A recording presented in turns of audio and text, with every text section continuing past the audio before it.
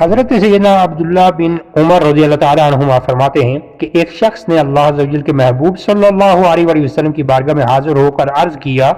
یا رسول اللہ صلی اللہ علیہ وآلہ وسلم، لوگوں میں اللہ عز و جل کا پسندیدہ شخص کون ہے؟ فرمایا، اللہ عز و جل کو وہ شخص زیادہ پسند ہے جو لوگوں کو زیادہ نفع پہنچاتا ہو، اور اللہ عز و جل کا سب سے پسندیدہ عمل وہ خوشی ہے جو تو کسی مسلمان کے دل میں داخل کرے، خواہ اس کی پریشانی دور کرے یا اس کا قرض ادا کرے یا اس کی بھوک مٹائے۔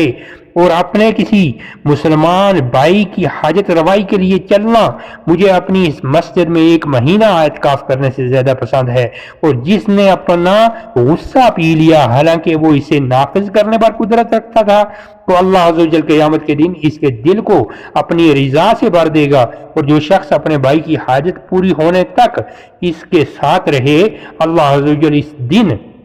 اس دن اسے ثابت قدمی عطا فرمائے گا جس دن قدم پھسلتے ہوں گے۔